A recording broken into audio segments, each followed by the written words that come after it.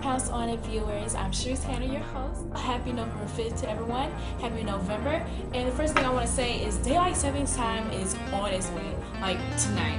And remember the 5th of November. November 6th is now my new favorite day because I get one more hour of sleep. So tonight I get to sleep an extra hour and I'm so happy. So remember tonight, guys, turn your clocks back 1 hour before 2 a.m. so you don't wake up this morning and you're at the wrong time. So get it together, kids. Remember to turn that clock back. In local news, we're going to start out with something a little funny but very serious. Medea was not lying when she said play grit ball with your husband, the ex-fool. 76-year-old Mary Ann Rivera is actually accused of killing her husband, but her murder charges have been dropped for killing her husband with hot grease. Yes, I said it, hot grease. Prosecutors claim that Rivera threw grease on her husband, Cruz, in November of 1970 at their home in Houston, and he died several days later from liver complications. And they've been looking for her now for 4 decades. She's been on the run 4 decades with her kids. She was not playing any kind of games. Authorities say that she had made some claims of abuse, but police have never been called to the couple's home and allegations of domestic violence. So I guess that man was beating on her, and she said, I've had enough. In other news, there's a breakdown of the Occupy Atlanta costs. Mayor Kasim Reed said that Occupy Atlanta cost the city over $450,000. Yes, $450,000. You remember Occupy Atlanta thing was going on at Woodruff Park, right on Georgia State's campus? And that was just between October 7th and the 25th. So everyone's trying to figure out where did that money go towards. So we have the breakdown for you here at Pounce On It. Police overtime was $345,000 with 150 officers stationed around Woodruff Park, and that was 12-hour shifts. Atlanta Fire and Rescue and Department of Corrections racked up overtime with $11,000 and $64,000 for corrections. And the additional $16,000 was allocated to other APD expenses, including food and supplies. So that's basically power bars and water bottles for the police officers. Good to know where your money's going here. But also in local news, we have a covert group 1 ingredient away from a deadly toxin. So basically the feds bust an alleged ATL terror plot.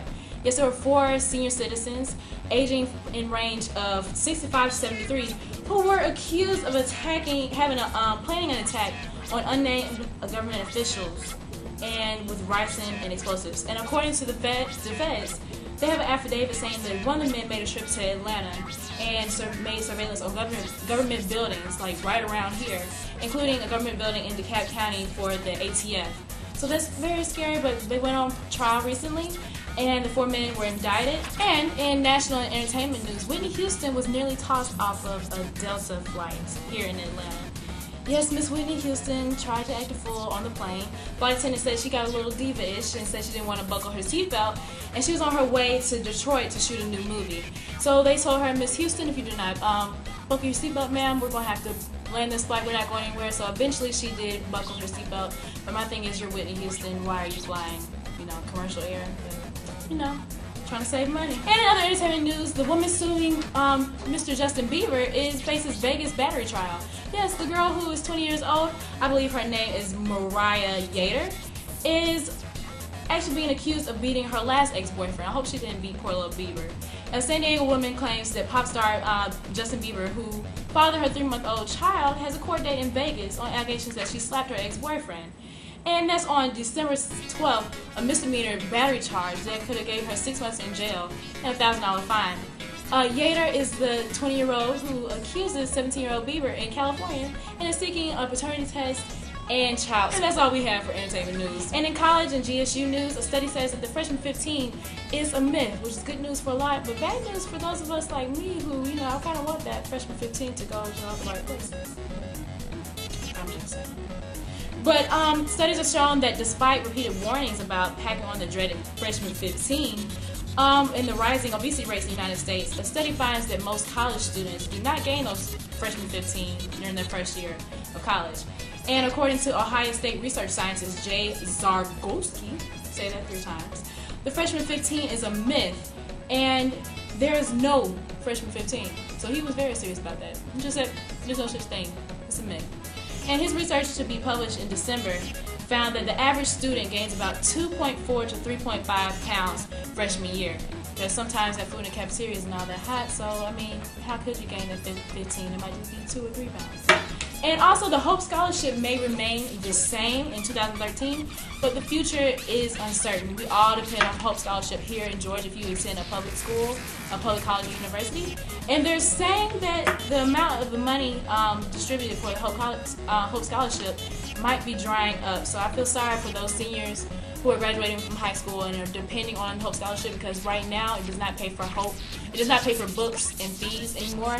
I think my senior year, class 2010, we were the last high school graduates to receive the full Hope Scholarship with 3.0.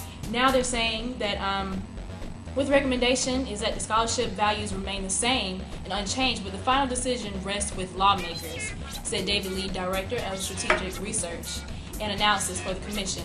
But Governor Nathan Deal has a recommendation that we should continue to monitor the health of the program before it suggests a new course of action. But ultimately, Hope used to pay for college tuition and provide money for books and fees, but now it does not do any of that above 3.0. Now you just get the tuition paid, and it might be 90% of tuition if you just have a 3.0. And above 3.0, you get full tuition paid. But right now, with the the scholarship's financial problems, they're having to monitor it and make sure that there's enough money for the pre-K program and the Hope Scholarship program. So we'll keep an eye on that.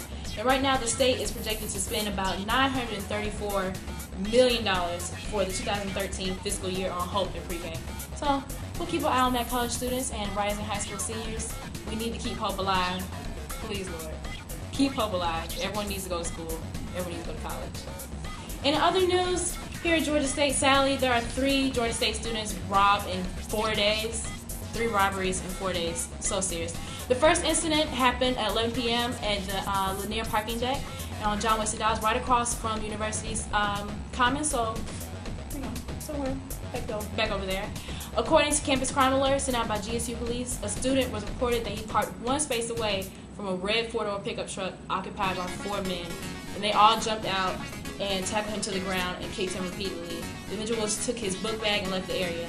On the second day, that Monday, a GSU police reported that a young lady was walking along Kimball Way, and just after 6:30 p.m., a teenage male ran up and snatched her cell phone out of her hand. Like last year, we had a lot of cell phone snatches, and they're taking the iPhone, so keep those iPhones away. Don't walk around showcasing it. The third incident occurred that noon of that day. That happened to the young lady on Wednesday at the intersection of Piedmont and Auburn Avenue. And the student reported that 2 black males came up behind him and pushed him down and took his money out of his wallet and pushed him down to the ground. So keep an eye out for suspicious activity. Stay walking around with groups. Keep your mace. Just stay safe, people. Stay safe. Ride the Panther shuttle. You don't have to walk everywhere, especially at nighttime. Stay in your dorm. Not walk around the streets of Atlanta. But that's your news for the But you can follow us at Twitter at PounceTV, or look us up on YouTube at youtube.com, PounceTVOfficial. Alright, loves, I guess I'll talk to you later. Mwah! Love you!